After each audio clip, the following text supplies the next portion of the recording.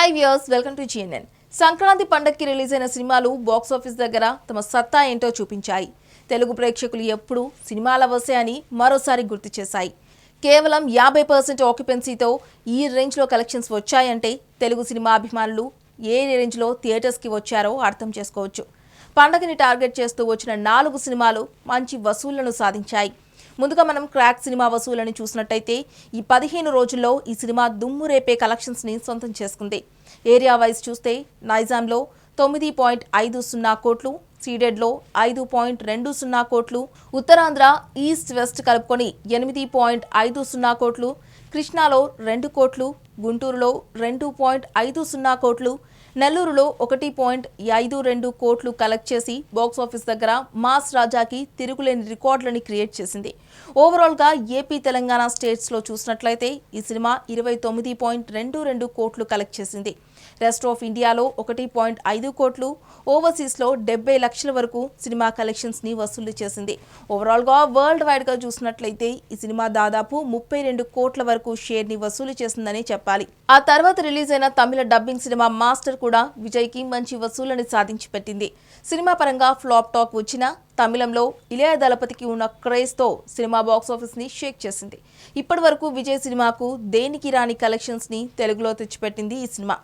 మనం 10 రోజుల్లో కలెక్షన్స్ని చూసినట్లయితే నైజాంలో 3.43 కోట్లు, సీడెడ్లో 2.60 కోట్లు, ఉత్తరాంధ్రలో 2.35 కోట్లు, ఈస్ట్లో 1.24 కోట్లు, వెస్ట్లో 1.18 కోట్లు, కృష్ణాలో 1.07 కోట్లు, గుంటూరులో 1.31 కోట్లు, నెల్లూరులో 61 లక్షలు కలెక్ట్ చేసింది. ఓవరాల్గా ఏపీ తెలంగాణ కలిపి టోటల్గా 13.79 కోట్లను కలెక్ట్ చేసింది ఈ సినిమా. తెలుగు రాష్ట్రాల్లో మాస్టర్ చిత్రానికి 9 కోట్ల వరకు థియేట్రికల్ బిజినెస్ జరిగింది. 10 రోజులు పూర్తయ్యేసరికి ఈ చిత్రం 13.79 కోట్ల షేర్ను కలెక్ట్ చేసింది. ఈ కలెక్షన్స్తో ఈ సినిమా 4.79 కోట్ల వరకు లాభాలను మిగిల్చిందని అంచనా వేస్తున్నారు. ఇంకా హాలిడేస్ ఉన్నాయి కాబట్టి ఖచ్చితంగా ఫైనల్ 2-3 కోట్లు కలెక్ట్ చేసి అవకాశం కనిపిస్తోంది. మాస్టర్ సినిమా తర్వాత రామ్ రెడ్ సినిమాతో సంక్రాంతికి మంచి పాజిటివ్ టాక్ తెచ్చుకున్నాడు. ఈ సినిమా 9 రోజుల్లో సాలిడ్ కలెక్షన్స్ ని క్రియేట్ చేసింది.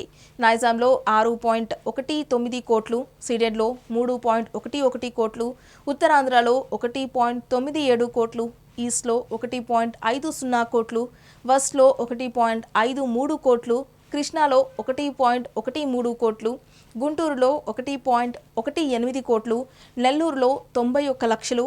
ఓవరాల్గా చెప్పాలి అంటే ఏపీ అండ్ తెలంగాణ కలిపి 17.52 కోట్లు, రెస్ట్ ఆఫ్ ఇండియాలో 76 లక్షలు, ఓవర్సీస్లో 34 లక్షలు.